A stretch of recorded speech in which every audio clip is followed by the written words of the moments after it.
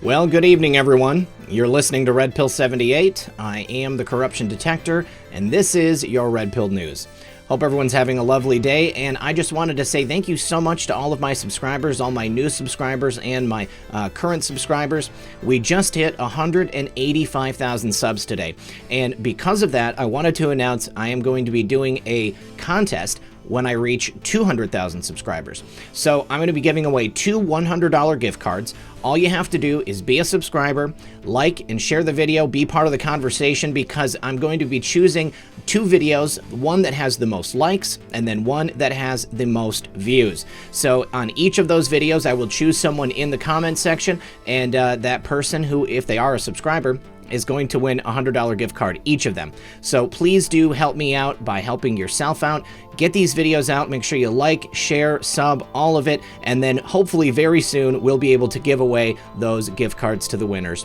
All right, guys, we've got so much news to get through today. We've got an update in the General Flynn case. We've got some information from Devin Nunes. Apparently, Republicans have an active investigation into IG Michael Atkinson. That is a big deal because there is so much going on behind the scenes, I can't even talk about all of it.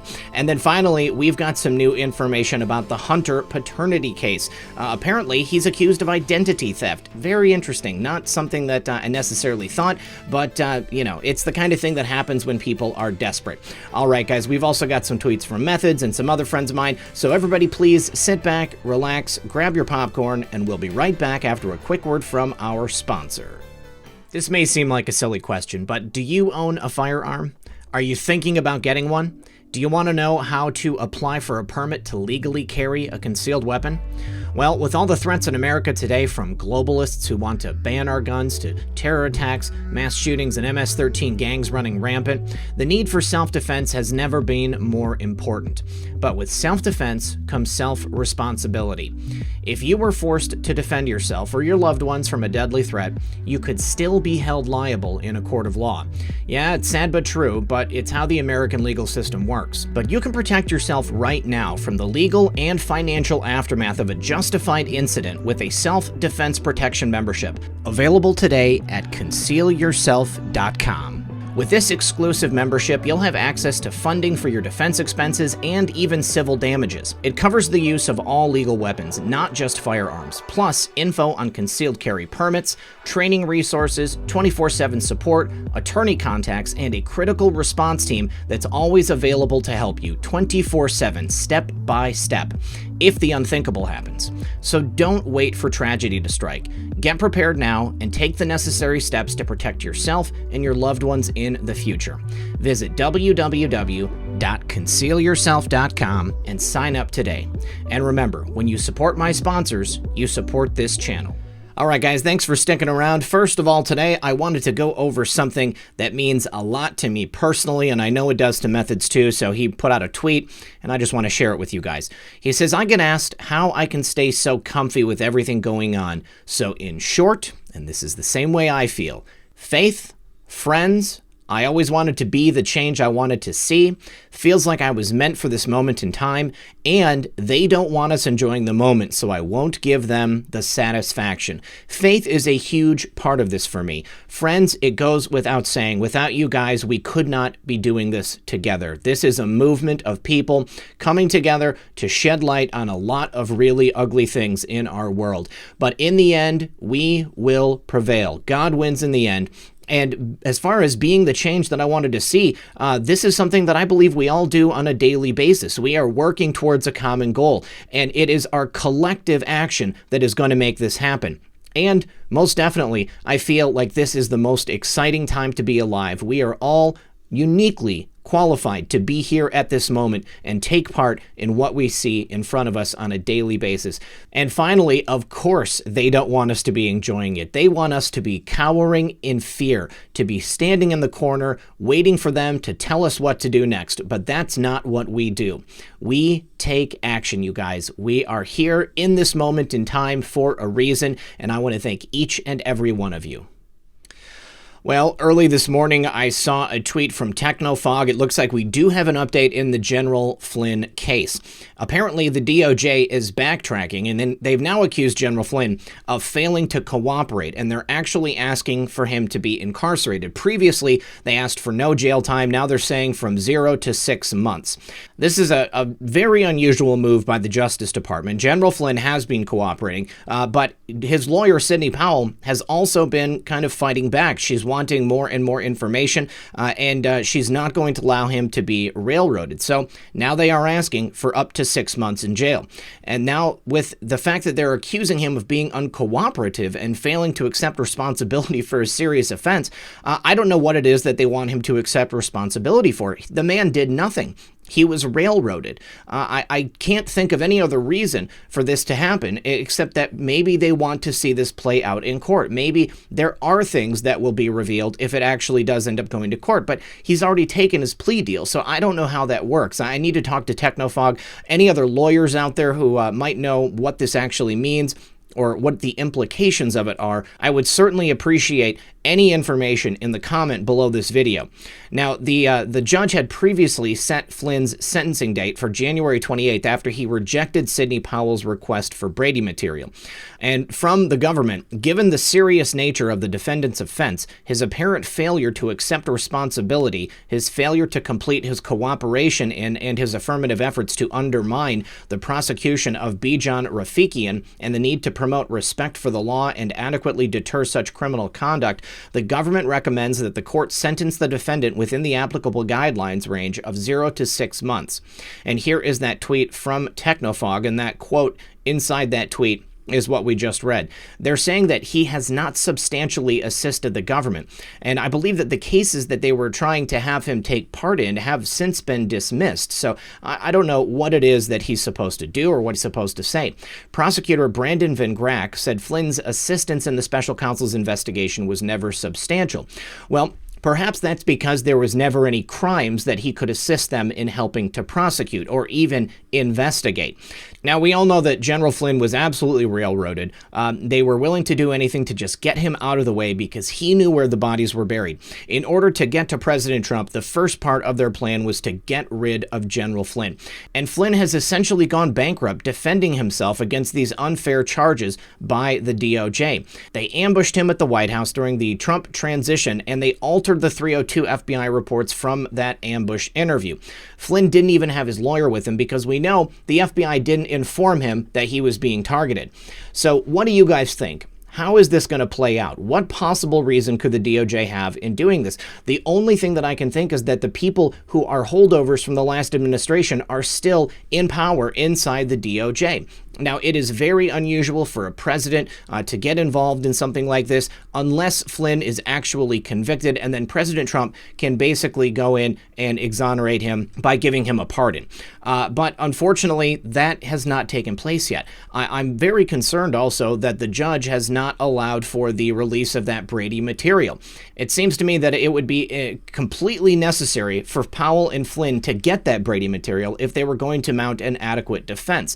Are they not allowing him to have it because he's already pled guilty? I don't know. Please, you guys, lawyers, talk about this in the comment section below. I'm really interested to know what you think. Now, General Flynn is currently trending on Twitter, so I thought that it was appropriate to go through and take a look. Tom Fitton is asking why the Justice Department is now trying to send Flynn to jail after both AG Barr and U.S. Attorney John Durham raised questions about the initiation of the investigation into Flynn and others tied to Donald Trump. Obviously, Flynn should be pardoned. Now, Robert Barnes, he was the lawyer who was involved in the Covington scandal on the side of the Covington boys. He says the prosecutor increasing the punishment request after Flynn simply demanded discovery and exposed government misconduct is itself more evidence of prosecutorial misconduct in the Flynn case. Absolutely 100% agree. Charlie Kirk asks, why did the DOJ reverse course and recommend 6 months in prison for Michael Flynn? Well, because he fought back against the deep state. This is how they silence his defense and protect themselves. General Flynn is a patriot. He deserves an immediate pardon in the face of this decision. I do believe that President Trump should finally get involved in this case. I know that he's tried to keep a detached look. He doesn't want to appear to have too much to do with everything, because obviously as soon as he makes any moves, the media, the Dems, anybody who is still in the government from the last administration, they are going to claim that it is somehow some type of misconduct. Well, President Trump, as president, has the authority to pardon anyone he wants at any time. We've already seen firsthand exactly what the government does when they want to silence people, and this right here is a prime example of this. I do believe it's time for Attorney General William Barr to now be involved in this as well, because it is his Justice Department that is trying to put General Flynn away for not committing any crimes and for not being able to participate in the prosecution of people who have not committed crimes. The discovery evidence that was asked for by Sidney Powell is completely legitimate. It is the type of thing that the government is bound to give over to the defense. Anything that they have which might set this person free, which might prove their innocence, the government is bound to hand that over. Brady material is exculpatory evidence. The exculpatory evidence exists. General Flynn is completely innocent, and yes, he is a patriot. Well, I know that was starting out on a bit of a sour note, but hopefully this is going to cleanse your political palate. Devin Nunes said that the Republicans have an active investigation into ICIG Michael Atkinson. Now, Devin Nunes is, of course, the ranking member of the House Intelligence Committee, and he was talking to Sarah Carter, and he said that the Republicans have an active investigation into the Intelligence Community Inspector General Michael Atkinson, who alerted lawmakers to the so-called whistleblower complaint that led to Donald Trump's partisan impeachment in the House. Now, Michael Atkinson is also the same person who changed the form that was used for the whistleblower submissions and changed the rules so that people could submit whistleblower complaints based on hearsay and gossip. Now, Nunes spoke to Sarah Carter on her podcast today, and he revealed that transcripts of Atkinson's secret testimony will expose that the IG either lied or he needs to make corrections to his statements to the lawmakers. Now, we've also seen what happens when you lie to Congress. You go to prison. At least that's happened to people on the Republican side of the aisle. Those transcripts have been kept secret by the House Intelligence Committee chairman, none other than Adam Pencilneck Schiff, because it's damaging to their impeachment scam. Now, the whistleblower, who has not been publicly named and will not be named here, met with Schiff's staff prior to the submission of that complaint to Atkinson. And Schiff was chided by Republican lawmakers and many members of the media for falsely claiming that his committee had no contact with that whistleblower. We found that to be patently false. And so a direct quote from Nunes right here. Atkinson is under active investigation. I'm not going to go any further than that because, obviously he has a chance to come in and prove his innocence. But my guess is Schiff, Atkinson, they don't want that transcript out because it's very damaging, Nunes said. Now, Schiff stated publicly, we have not spoken directly with the whistleblower. In fact, that whistleblower had reached out to a committee aide before filling out that complaint, and a story was first reported by none other than the fake news New York Times. We really do need to hear from the whistleblowers, Nunes told Sarah Carter. That needs to happen, and the fact that the Democrats won't release the transcript of us interviewing the ICIG Atkinson that brought this scam forward, everyone needs to see that testimony, and the reason that it's not being released is because it's either very damaging not only to the whistleblower, but also to Atkinson himself. Now, Devin would not disclose the contents of that whistleblower testimony, but he said this testimony is really bad, and the Republicans have an active investigation right now into Atkinson. Devin Nunes noted that he, along with Representatives Kevin McCarthy, Jim Jordan, they sent a letter to Atkinson stating that the anti-Trump whistleblower did not offer any direct first-hand evidence of alleged wrongdoing by President Trump. They questioned Atkinson's reasoning for accepting the complaint that is filled with hearsay and rumor. Now, the Republican lawmakers asked Michael Atkinson to explain who revised the complaint and for what reason.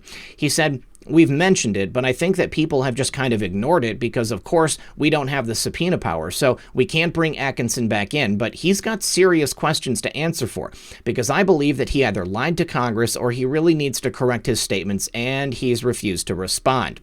Now, he said Atkinson's response to their letter was insufficient. Atkinson gave us a very typical IC response, which is not to answer the question. 3 years ago, that might have worked. It doesn't work with us anymore. He is under active investigation. Now, Devon reiterated the fact that the testimony was damaging and speculated that it must be damaging because otherwise, if it wouldn't be, it would have already been made public. He said nobody in the media is calling for it. You'd think they would be, but I've talked about it on television. John Ratcliffe talked about it on television. There's very few of us that actually know what's in the transcript, but yeah, it's a major problem. Well, I have to say, me personally, I'm very, very excited about this investigation into Michael Atkinson. I can tell you from people that I've talked to behind the scenes, Michael Atkinson has a lot of problems. This is not the first time he's been embroiled in scandal. And due to information that Devon Nunes and his staff may have in regards to that, we may see more information about Atkinson coming out in the future. But I think that this investigation is an excellent first step forward. And right here, this could leave the door open to more charges for more things because Michael Atkinson has had his fingers in a lot of pies.